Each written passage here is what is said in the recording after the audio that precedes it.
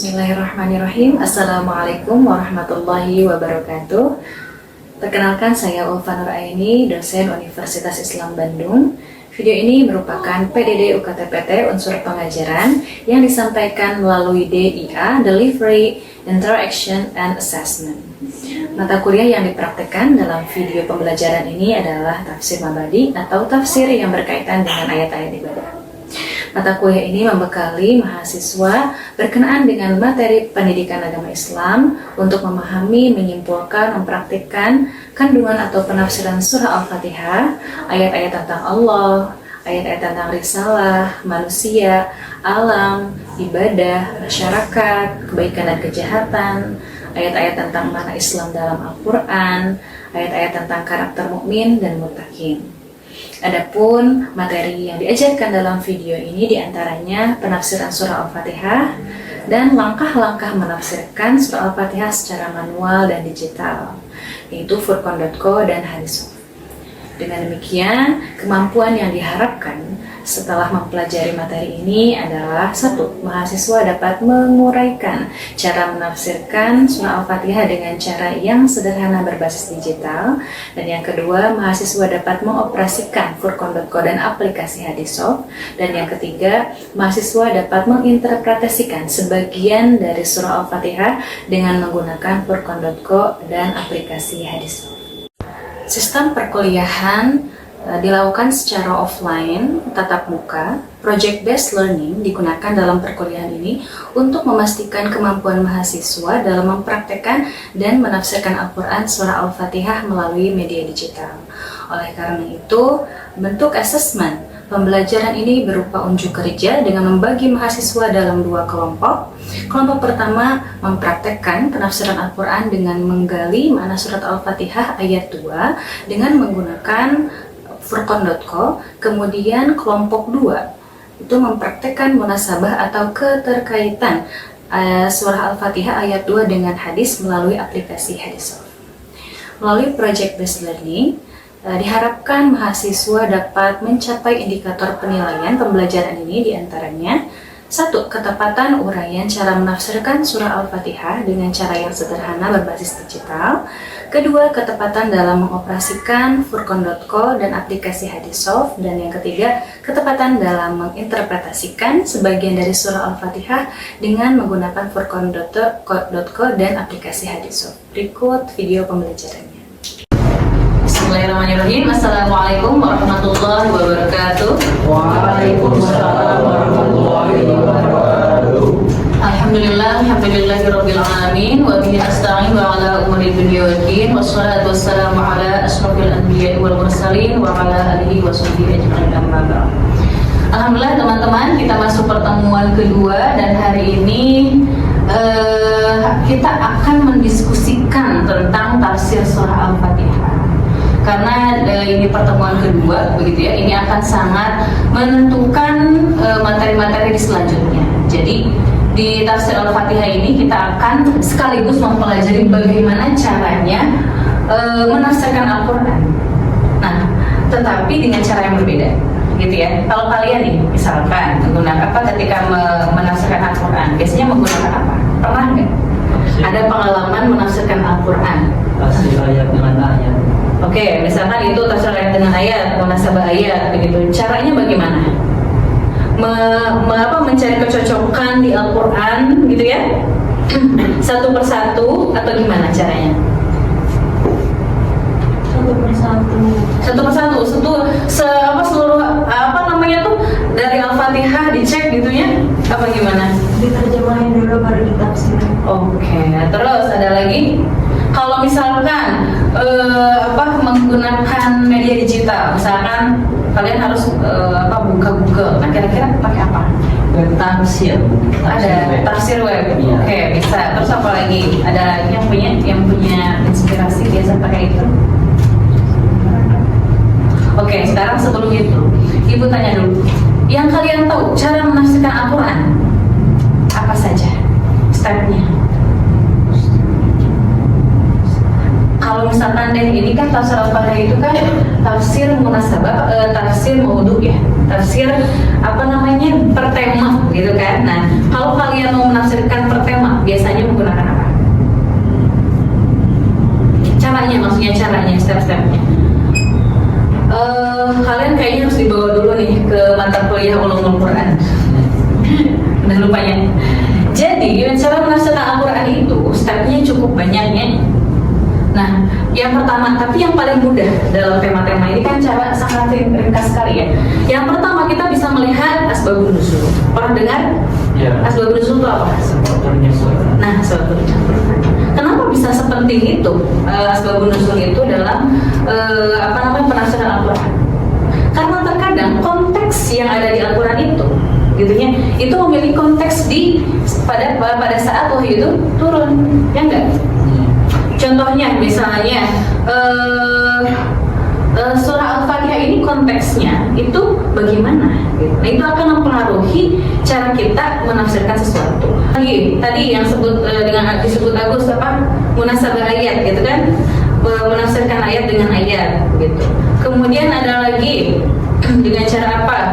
Menafsirkan ayat tersebut dari berbagai penafsir. Jadi menguraikan ayat tersebut dari berbagai penafsiran.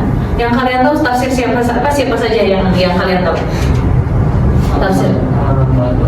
Tafsir? Kalian tahu ada tafsir apa aja? Tafsir Munzir tuh.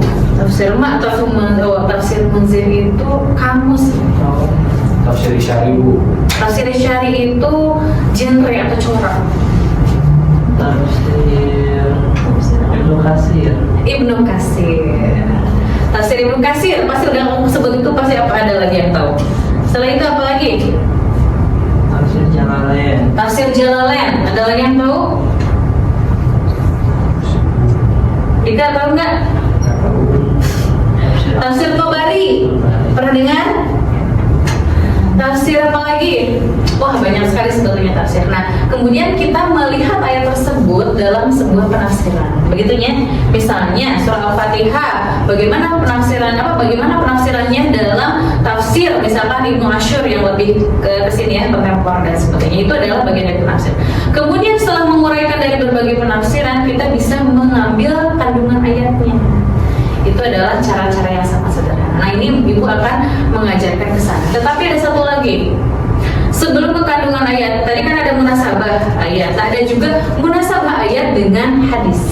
Nah, aplikasi hadis soft yang sudah paling install itu adalah bagian dari cara untuk munasabah ayat dengan hadis. Oke, kita masuk ke sini. Jadi tujuan pembelajaran hari ini adalah mahasiswa dapat menguraikan cara menafsirkan surah Al-Fatihah dengan cara yang sederhana. Jadi cara sederhana itu nanti akan Ibu sampaikan tadi kan, itu tuh paling sederhana ya, sangat yang kompleks lagi cara menafsirkan Al-Quran itu akan dilihat dari ulumul Quran yang kalian pernah lihat ya, dari aspek kebahasaannya gitu ya, mutlak muqayyadnya, mafhum mukhalafah dan mafhum muwafaqah gitu ya. Kemudian dari fi'il madhi, fi'il mudhari'nya, wah banyak sekali, lebih kompleks. Tapi yang kita akan pelajari hari ini dan untuk selanjutnya gitu ya, itu adalah yang sangat dasar sekali gitu ya. Nah, mahasiswa dapat menguraikan cara menafsirkan surah Al-Fatihah dengan cara yang sederhana berbasis digital. Kemudian kedua, mahasiswa dapat mengoperasikan Furqan.co dan aplikasi Hadissoft. Untuk apa? Untuk bisa nanti menafsirkan surahnya dan juga untuk memunasabahkan hadis dengan ayatnya. Nah, kemudian yang ketiga, mahasiswa dapat menginterpretasikan sebagian dari surah Al-Fatihah dengan menggunakan Furqan.co dan aplikasi Hadissoft. Jadi nanti kalian akan dibagi kelompok-kelompok untuk langsung aplikasikan ya. Nah, ini indikatornya apa saja: ketepatan uraian dalam cara menafsirkan, kemudian ketepatan dalam mengoperasikan, dan ketepatan dalam menginterpretasikan sebagian dari surah. Nah, kita masuk kepada kita cek ini ya. Coba kalian buka di website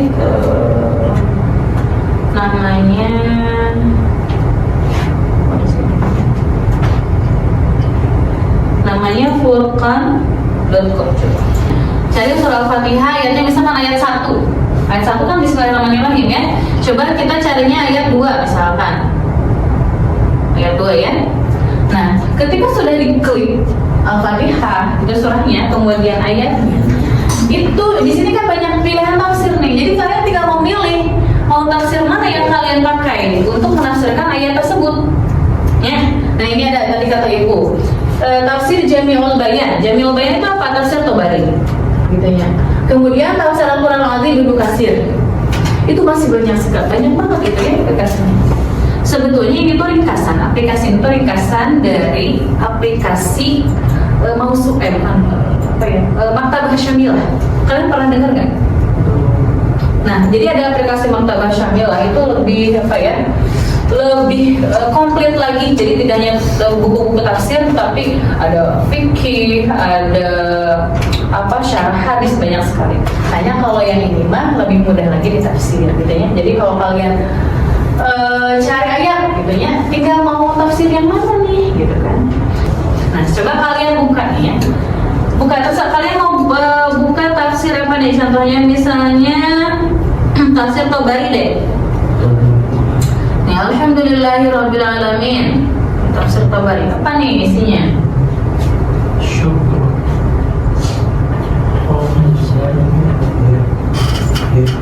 Nah, ini lama. Kalian lama nggak? Tidak bisa. Bisa, berarti di nah ini muncul ya. Nah ini muncul banyak sekali ya tafsirannya. Tinggal cari nggak ya? Coba kalian dalam bentuk manual cari tafsir Tabarinya. Wah, dilihat dulu. Lumayan lama ya. Jadi adanya teknologi itu untuk memudahkan juga efisiensi waktu. Oke, nah ini Alhamdulillahirabbil alamin. Nah, penafsirannya ini nih, qala Abu Ja'far wa ma'na alhamdulillahi asyukru khalisan lillahi.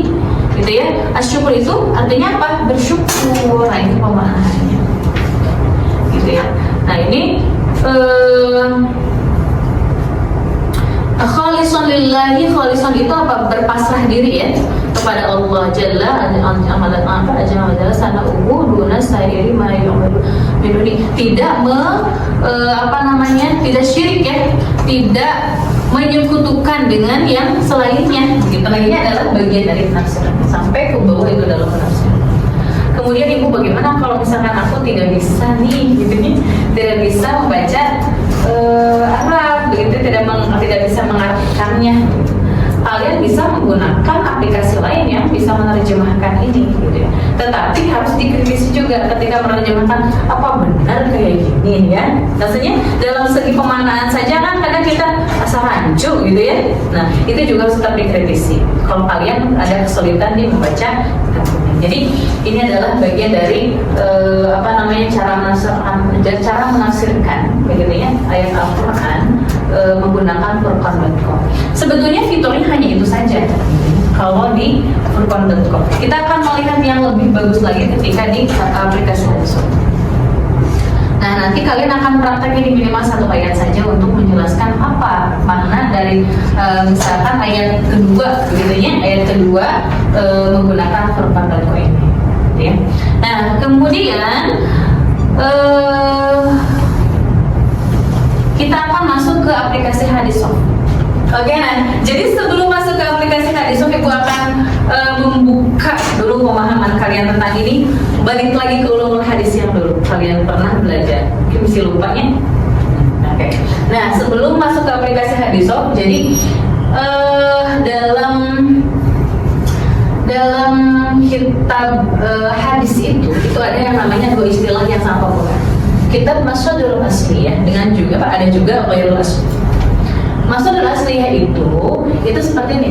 Pernah dengar nggak? Kutubus Sittah, kitab 6 gitu ya. Kutubus Sab'ah, kutubus Tis'ah. Ada kitab 6, kitab 7, kitab 9. Nah, yang ada di aplikasi Hadisop, coba kalian lihat. Itu dari Sahih Muslim, Bukhari, Muslim, kemudian apa lagi bawahnya? Tirmizi, terus Abu Dawud, terus An-Nasai, Ibnu Majah. Itu adalah kutubus sittah. Paham ya?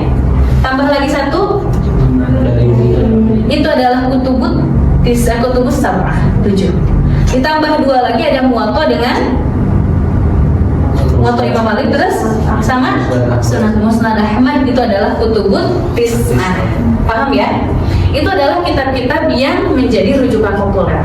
Sedangkan selainnya di dalam aplikasi hadis itu ada 14 ya, itu berarti tidak populer begitu ya. Nah, kemudian kualitas yang paling sahih itu adalah kitab sahih itu Jami'us Sahih Bukhari dan Muslim. Jadi kalau ada sebuah hadis yang diriwayatkan oleh Bukhari dan Muslim itu sudah pasti sahih. Paham ya? Nah, sampai situ. Kemudian nah, jadi hadis masih ingat ya, kalau yang mungkin Ibu merefresh lagi ya. Jadi ada hadis berdasarkan jumlah, kuantitas kita jumlahnya. Ada yang diriwayatkan berdasarkan gharib, hanya satu. Jadi ada aziz, ada masyhur. Oh ini, maksudnya ada mutawatir, ada ahad. Nah, kalau mutawatir itu biasanya dalam satu jalur periwayatan itu lebih dari 10, gitu ya. Misalnya, ibu menyampaikan kepada ini kalian kan ada lebih dari 10-nya. Iya, ada 10-nya. Nah, itu sudah mutawatir. Jadi Rasulullah menyampaikan kepada 10 sahabat, maka disebut dengan mutawatir. Tetapi kalau Rasulullah menyampaikan di bawah itu, di jumlah itu, maka hadis tersebut disebut dengan ahad. Gitu ya. Misalkan ibu menyampaikan pada Indah, Agus, dan Baby 3, berarti itu masuk kepada hadis. Ini juga bagian-bagian dari situ. Gharib itu berarti disampaikan kepada satu jalur saja. Ibu hanya ngasih tahu ke Nailah. Itu adalah bagian dari satu jalur saja. Kemudian ibu masih ke misalnya Dika dengan Ibrahim, maka 2 Aziz ya. Kemudian masyhur berarti dari 3 ke 9. Paham ya? Nah, itu adalah jalur periwayatan. Kemudian kalau yang ini sudah pasti tahu ya, hadis sahih, ada hadis hasan dan dhaif. Apa yang membedakan antara hadis hasan dengan sahih? Sahih kuat secara sanadnya, terus kekuatan si sanadnya, dan itu dari sikap kuat bu, segi hafalan, terus perilaku, terjauh dari hal-hal yang buruk. Kalau hasan itu biasanya itu ada kelemahan dalam penghafalan. Betul. Bukan untuk dan kalau dhaif itu sudah pasti tidak diterima, gitu ya, tidak diterima dan tidak boleh diamalkan, gitu ya. Nah, sudah sampai. Nah ini ya, ini derajat jalur periwayatan ya, dari Rasul ke sahabat, kemudian ke tabi'in atau tabi'in. Nah, yang perlu kalian tahu bahwa sahabat itu tulus sahabatin ulul. Jadi setiap sahabat itu adil. Tidak ada yang namanya misalkan jalur sahabat itu ada yang tidak sikoh, tidak mungkin. Gitu ya. Justru yang ada bermasalah itu biasanya di tabi'in atau tabi'in dan juga tabi'ul. Kita mulai masuk ke aplikasi hadis. Oke. Nah, sekarang kita masuk kepada, coba diklik Sahih Bukhari, kitabnya Sahih. Nah, coba klik di sana bagian kitab permulaan wahyu.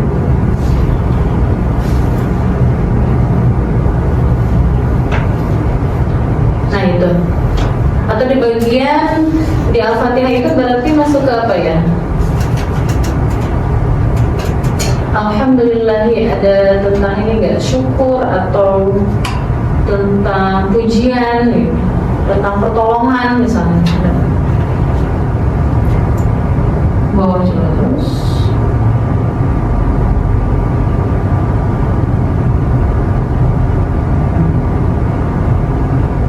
Nah, perilaku yang terpuji coba. Tafsir Al-Quran. Nah, itu apa aja. Coba dilihat di sana, di babnya. Ini coba di surah Al-Fatihah dari atas.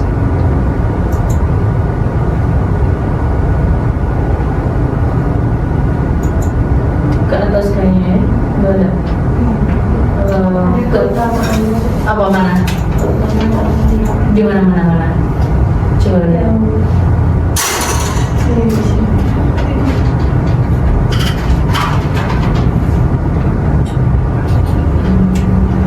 Oh, di keutamaan Al-Quran ya, di Fadhilul Quran, berarti bukan di tafsir Quran. Coba kita, nah itu ada keutamaan Quran di atas. Nah, kemudian ya. Ada bagian ayat Gurul Maghdubi alaihim. Ada? Oh iya, coba. Gimana Gurul Maghdubi ada? Ada, coba. di bagian tafsir Al-Quran, Al-Fatihahnya di bagian itu.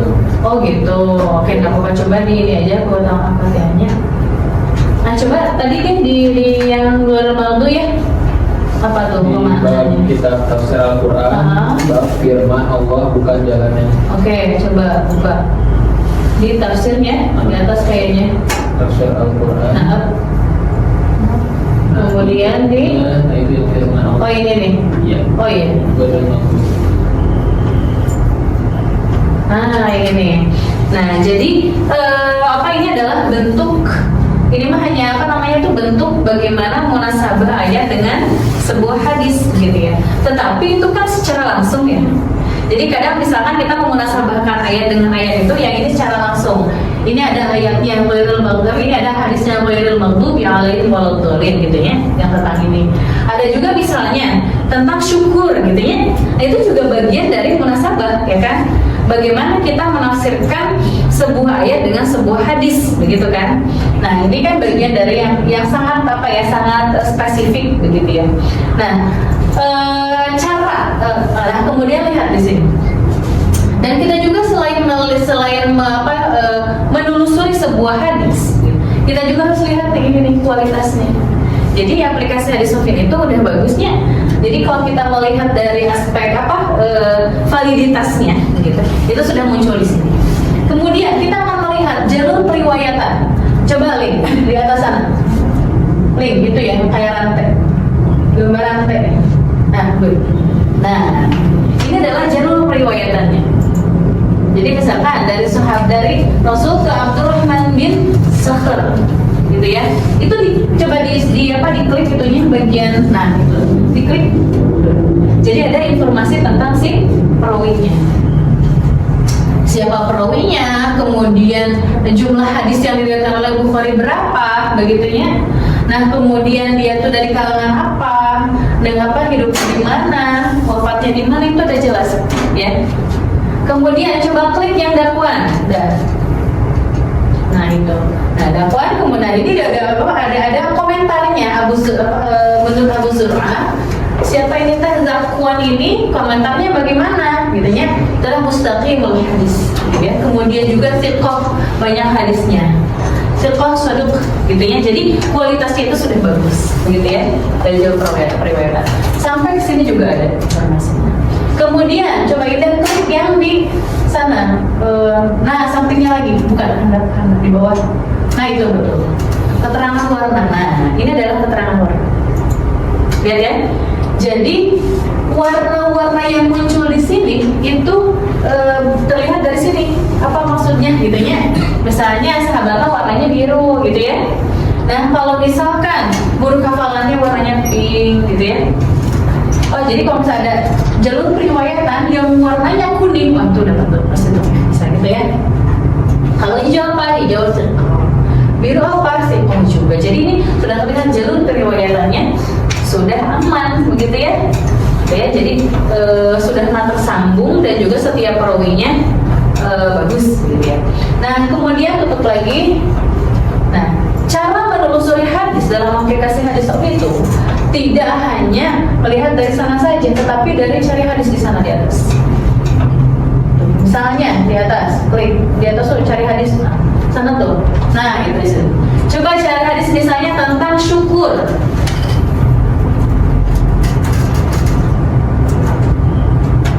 Ada nggak? Nah, terus lainnya kalau ini merasa tidak relevan dengan alhamdulillahirabbil alamin, coba cari hadis yang lain lagi dengan mencari itu dengan klik ini sebelah sini Mbak. Nah, gitu. Klik.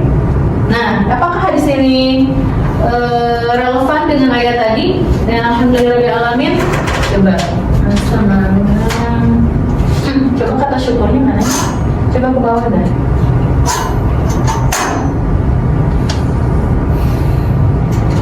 Bawa lagi dan sampai ada kata syukur. Nah ini nih. Emang balik terlihat kecuali hanya Rasulullah sebagaimana Rasulullah sebenarnya. Allah beri pahala bagi orang yang bersyukur. Nah kan Ali Imran demi Allah seakan-akan orang yang belum pernah mengetahui bahwa Allah sudah menurunkan ayat tersebut.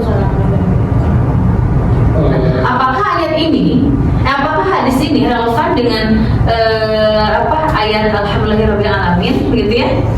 Kalau ternyata relevan maka dimasukkan dalam daftar munasabah ayat dengan hadis. Paham ya? Gitu.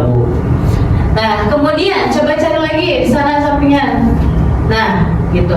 Cek lagi. Kemudian dia bersyukur kepada Allah, maka Allah mengampuni para sahabat Rasulullah. Apakah kita akan dapat pahala dengan berbuat baik kepada hewan terhadap manusia? Jadi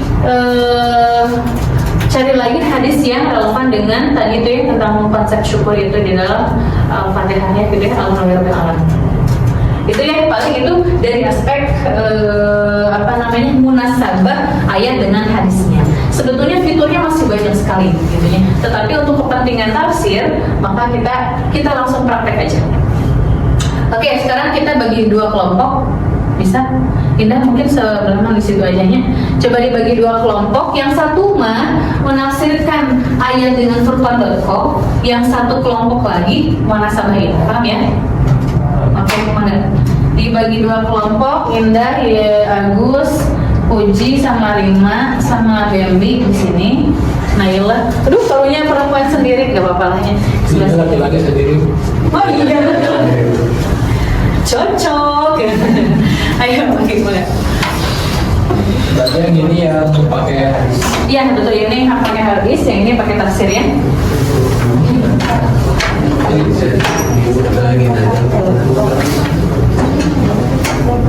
Nah paling nanti maka itu bagaimana dibagi-bagi kamu bagian apanya gitu ya. Yang jelas semuanya harus mempraktekkan gitu ya. Ya, yang kemudian ayat yang akan yang akan dicari penafsirannya itu adalah ayat pertama, ayat kedua aja. Alhamdulillahirabbil alamin.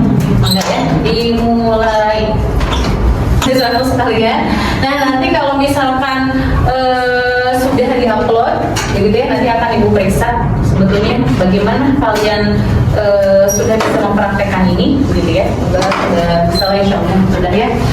Nah ibu pengen tahu apa yang bisa kalian refleksikan dari cara menafsirkan Al-Quran, termasuk misalkan di sini dalam konteks surah Al-Fatihah dengan menggunakan digital gitu. Karena kan selama ini kita yang kita tahu tuh ya membuka kitab kuning setebal itu begitu ya. Nah, coba ada yang bisa merefleksikan.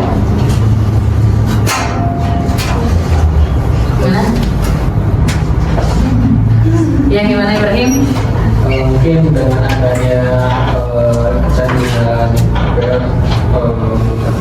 digital masa sekarang, kita bisa lebih mendalami kitab-kitab yang memang tidak perlu kita cari, misal harus ke perpustakaan gitu ya, atau ke kitab-kitab yang memang hanya berada di tempat tertentu.